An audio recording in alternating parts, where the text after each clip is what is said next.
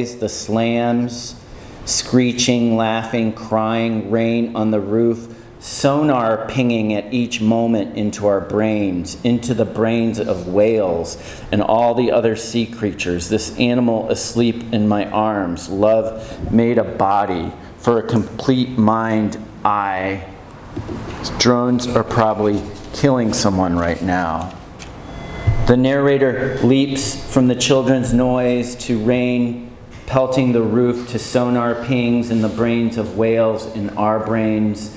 This porosity gives way to spiritual action, fleeting, poignant. In this way, writing makes space for stretchy moments that hyper-presence invites. Drones are probably killing someone right now. Weeks have passed since I've tried to write about winter. The birth of Mateo turned is still turning me inside out. Tonight, sitting in front of the fire, things flowing into and out of my shot-through brains, breastfeeding this beautiful new baby in my arms, my torso, my brains, my vagina and anus and bowels and bladder. They're wobbling or falling, and I'm newly eviscerated, newly cracked open. The firelight flickers through this tiny baby's eyelashes, creating shadows across his face. That is, so his face looks cracked open at the sternum and cracked open at the brains. Something of the soul has increased as my porousness has increased. Something of me has diminished. Drones are probably killing someone right now. The experience of childbirth, of raising children, of being part of a plural organism transforms the body. Being cracked open materializes into heightened sensitivity to the pinball flow of creation and destruction, transmitting both singular and collective ways of being in the world. What's around us, what's coming at us, what's swimming near us, moves inside of us or near us. A man cleans the cafe's high windows out of which I stare. And as I watch him work the squeegee, I love the word squeegee, by the way, I just wanted to, an aside there. As I watch him work the squeegee, I send love and praise. My son leaves dirty, fetid socks on the couch. I imagine draping them over my ears, wearing them as dangly earrings. So many things within and beyond our control have been set into motion, and all we can do is behold what emerges. You understand, my son wants the skin of his feet to feel the touch of air. Emergence. The narrator writes, she writes, over the course of 12 winters, spread across 3 distinct regions: the Olympic Peninsula in Washington State, Phoenix, and Los Angeles, and she writes over the course of winter spread across 3 regions and filled interruptions. Hunger, poopy diapers, questions about the world and about their bodies, ordinary and extraordinary needs connected to attachment, nourishment, and emotional development. Amidst her own needs and the needs of her family, the narrator writes, drones are probably killing someone right now. Snowfall, flooding rains, days at Venice Beach. She writes in order to come into contact with selves that mark with more clarity where her body ends and other bodies begin. I think that is one of the reasons why we make art, is to sort of really come back into that sort of space where we kind of understand that relationship. We don't understand it, but we are sort of enacting it in a way. Snowfall. Oh, I'm sorry, I read that. She writes to record the ordinary and extraordinary familial motions. When I try to write the poem about winter, I am trying to hold tenderly onto something of the childhoods of my children. My children are flowing right past me and into the world. Emergence. Something that has been there gradually and abruptly becomes apparent. Something that has been there gradually and abruptly becomes apparent. Light in the dark sky. Sunshine through tree boughs. The child's inquiring voice behind the shut door. A submarine's sonar pings. Loose syntax expands through layering modification. An overgrown, jagged toenail, soon to be ingrown, snags multiple threads of the new blue socks. An imbalance of care. Everything there and nothing here. The very end of a sentence reveals a numinous, ambiguous stance. The cold air spills from the cave's mouth, and the man's mouth opens reflexively as he brings a spoonful of porridge to his child's opening mouth. Like a wish, small, deeply consequential. We eat to stay alive, and being alive means being in motion. So when we pay attention to the world, we're paying attention to motion. That which we can apprehend and that which lies beyond. I'm talking about soul level stuff here.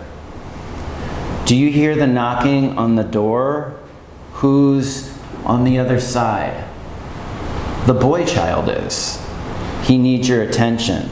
Or is that the wind blowing the tip of a tree branch against the door? I haven't written this book. I've gathered fragments across a few thousand mornings during which my body and brains felt susceptible, during which my body and brains succumbed to. Years of astonishing porousness during which I have wondered, do I have a soul? Do I have a mind? Is this love that is dissolving me, and is my soul the bomb that landed at the center of my torso, exploding the sternum of this book? This book that has sputtered out of holes across many years during which I was interrupted every few seconds. Good morning, love. Come here. Drones are probably killing someone right now. In the company of her boy children, Vap describes her face or their faces as soul face. She's searching for the soul touch of others, the deepening of her own.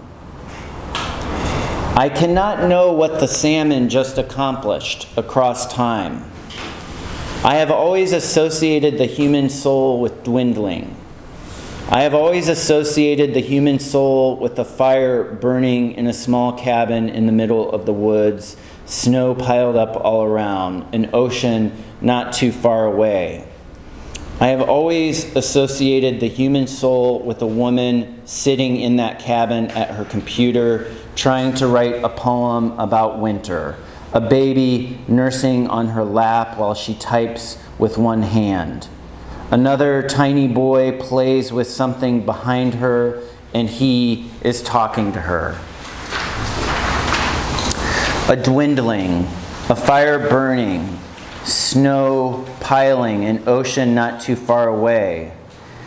I think of soulfulness, or at least the access to it, as hyper-presence, kind of hyper-presence in which you attend to multiple motions at once. What's before you, behind you, around you, far away, beyond your visual field, across space-time. The ancestors that we can't leave alone. That's Brandon. Things recede, push forward, pile up, melt. Drones are probably killing someone right now. It's not one drone, it's many. What emerges has already existed before it's entered into our perceptual field. So I'm going to say that again.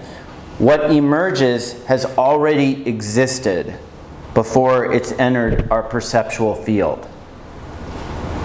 And some kind of animal, the whole time, it was moaning all around me. We may have set something in motion without understanding what exactly it is. Or even if we do understand, we can't exactly grasp the quality of its motion, its speed, its pathways, its trajectory. Emergence signifies a kind of connective motion from invisible to visible, from beyond reach to within reach. I look behind the couch cushions and notice 3 more balled up socks that smell like Limburger cheese, which is mainly produced in Germany.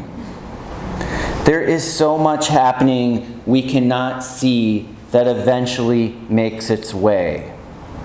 A knotty contradiction, an insight around origins and impacts, an inevitable mysterious act. Oh my fucking God, we are sitting on the floor and the sunshine coming through the window and the glare of the snow is blinding us and I'm scratching his itchy, stinky little feet and we are smiling so hard. A shift in tone or sound or even just much more of what has been building. Amplification of what's already there. A language moment expressing irrevocability. There is no going back. Why do we want to look inside of each other? What does it mean to be or to remain intact? When my sons were inside of me, they were entirely inside of me. When my sons were inside of me, they did open their eyes. We readers ride through the velvet folds of language, words, blank space, horizon, everybody's and nobody's, and there's Grandma and those napkin holders she kept in the bottom drawer, wooden rings engraved with skeletal fern fronds. An emergence flickers on like a ghost, and then it expands and deepens. Tree roots spreading in every direction, closer to the core. Reticent and ignitable, connected to the body's incessant motion, even beyond living into death, to becoming something. The writing makes VAP something, takes VAP someplace else, many other places. So the next passage is, you can probably skim down and see the word. I'm not going to read it. Drones are probably killing someone right now. Christmas dissociation. This is a whole section in the book, a whole page. The baby burrows himself. Oh, drones are probably killing someone right now. The baby burrows himself back into my body like when I was little, and I buried myself in the snow.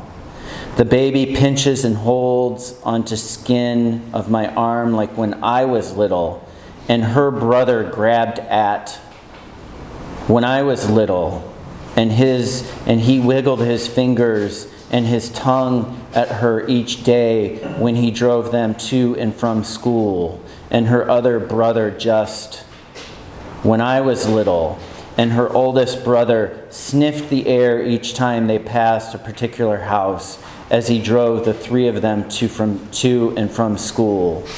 He said, "I smell," and he sniffed. He sniffed the air and said, every day when they passed the house, because a high school girl lived in that house. When I was little and her brother turned to look at her in the back seat while he was still driving the car, and he sniffed the air to see what her reaction would be. or turned toward her in the back seat to stick out his tongue and wiggle it at her slowly, and he was still driving the car. But he wasn't looking at the road, he was looking at her. When I was little and he wasn't looking at the road, instead he was looking at her in the back seat, and he was looking at her to scare her. Drones are probably killing someone right now. Nesting inside the narrator's perception of her baby pressing into her back is a memory of her older brother's violent speech, his abusive behavior. As baby touches her skin, the narrator splits or dissociates, becomes she, recalls this memory that emerges over the course of 7 prose paragraphs, bit by bit. I love that about this section. They just are unfolding bit by bit in fragments. Imagine the drones flying, a swarming or whooshing sound. Imagine robotic claws like earwig pinchers. Imagine a young man, not much older than my 15-year-old son, focused on a screen, inside a dark room, his hand on a joystick, the drone's pinchers opening to release a device. And then imagine a family sitting around the kitchen table, eating a meal, lentils and greens, a child reaching for the butter and knife, the explosive device shaped like a rod dropping through the sky at a slant, the way a child, often just learning how, spreads the butter unevenly across the bread. The emergent emerges, commingles with what has already emerged, what is visible, consciously or unconsciously engaged, thickening or dissipating.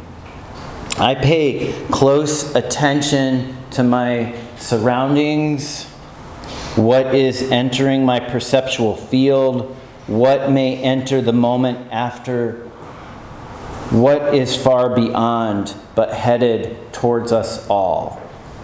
This imaginative and empathetic mindfulness gets replicated on the page, shows its winding, shifting, divergent motions. Ooh, almost done.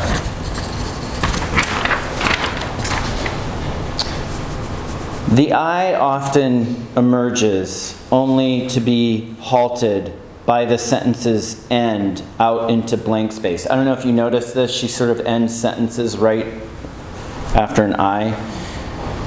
To be halted by the sentence's end out into the blank space. So the abrupt emerging period makes your body feel the violent severance, the many selves cut off. Drones are probably killing someone right now. That happens within the porous body.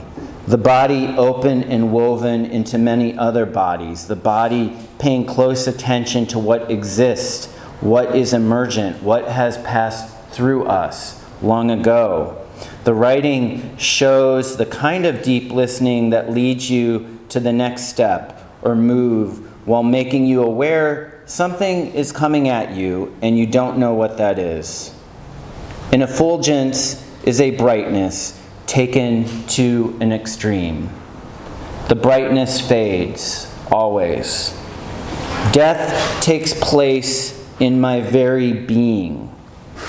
Jakarta is sinking into the Java Sea. I want to witness every incremental step of this fading. My son, suddenly 15 years old, asked me to drop him off at high school, a dance. This freaked me out, by the way. 4 years of his childhood remain. His fast walk, the way he now hunches over slightly when he's wearing his hooded sweatshirt. Tonight, I shall cook his favorite meal. I shall measure out each ingredient. The thing that takes over is often not there to begin with. Thanks.